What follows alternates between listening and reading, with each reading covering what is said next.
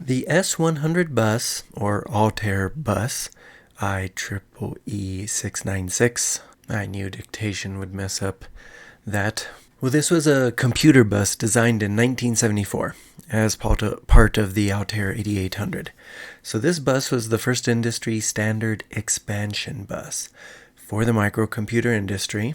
S100 computers, consisting of processor and peripheral cards, were produced by a number of manufacturers. The S100 bus formed the basis for homebrew computers, whose builders, for example the Homebrew Computer Club, implemented drivers for CP/M and MP/M. So this first one, many of you will probably already recognize it, and it stood for Control Program Monitor. It is an early operating system.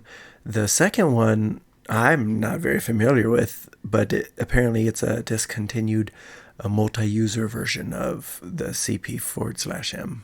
It's interesting with what dictation comes up with. If you're watching the screen and it tries to guess what I'm saying, it puts up some interesting things sometimes. Anyways, the S100 bus is a passive backplane of 100-pin printed circuit board edge connectors wired in parallel. Circuit cards measuring 5 by 10 inches serving the functions of CPU, memory, or I/O interface plugged into these connectors. The bus signal definitions closely follow those of an 8080 microprocessor system, since the Intel 8080 microprocessor was the first microprocessor hosted on the S100 bus. The 100 lines of the S100 bus can be grouped into 4 types: power, data, address, and clock control. Clock and control. They put those two into the number 4 slot. So just like you can see here. Power supplied on the bus is bulk unregulated 8-volt DC and plus or minus 16-volt DC.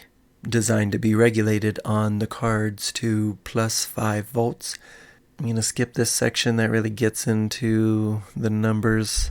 They end the paragraph by saying these were linear regulators which are commonly mounted on heat sinks. That's more of the electrical engineer's interest, perhaps. They go on to say the bidirectional 8-bit data bus of the Intel 8080 is split into 2 unidirectional 8-bit data buses.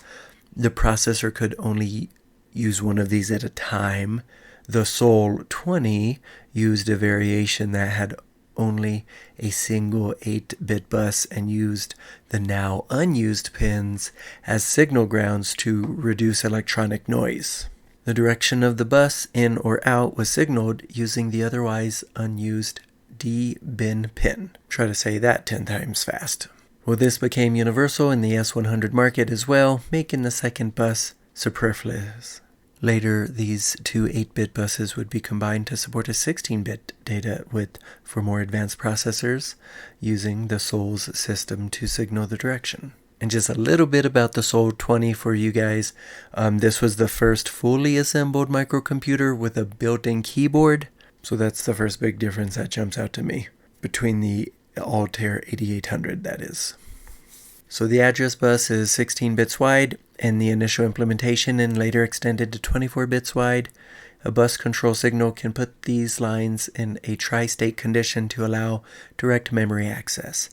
The Chromemco Dazzler, for example, is an early S100 card that retrieved digital images from memory using direct memory access. Clock and control signals are used to manage the traffic on the bus. For example, the DO disable line will tri-state the address lines during direct memory access. Unassigned lines of the original bus specification were later assigned to support more advanced processors. For example, the Zlog Z80 processor has a non-maskable interrupt line that the Intel 8080 processor does not. One unassigned line of the S100 bus then was reassigned to support the non-maskable interrupt request. So there's a lot of videos out there showing this, and I'm going to completely skip the history section. But in terms of the IEEE standard, As the S100 bus gained momentum, there was a need to develop a formal specification of the bus to help assure compatibility of products produced by different manufacturers. There was also a need to extend the bus so that it could support processors more capable than the Intel 8080 used in the original Altair computer.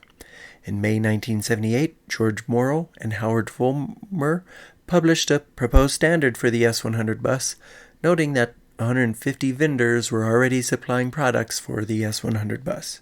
This proposed standard documented the 8-bit data path and 16-bit address path of the bus and stated that consideration was being given to extending the data path to 16 bits and the address path to 24 bits. So the American National Institute, or Standards Institute, ANSI, approved the IEEE standard on September 8, 1983, and the computer bus structure developed by Ed Roberts for the Altair 8800 computer had been extended, rigorously documented, and now designated as the American National Standard IEEE STD for standard 696-1983. Now they have an entire section on the retirement of this standard. They begin with IBM introduced the IBM personal computer in 1981 and followed it with increasingly capable models, the XT in 1983 and the AT in 1984. The success of these computers, which used IBM's own incompatible bus architecture, cut deeply into the market of the S100 bus products. As the IBM PC products captured the low end of the market, S100 machines moved upscale to more powerful OEM and multi-user systems. Banks of the S100 bus computers were used, for example, to process the trades at the Chicago Mercantile Exchange. The United States Air Force deployed S100 bus machines for their mission planning systems. However, throughout the 1980s, the market for the S100 bus machines for the hobbyists, for personal use, and even for small business was on the decline. The market for S100 bus products continued to contract through the early 1990s as IBM-compatible computers became more capable. In 1992, the Chicago Mercantile Exchange, for example, replaced their S100 bus computers with the IBM Model PS/2. So this IEEE 696 standard was retired on June 14th of 1994. And that's it for this general overview of S100 bus. Thank you for watching.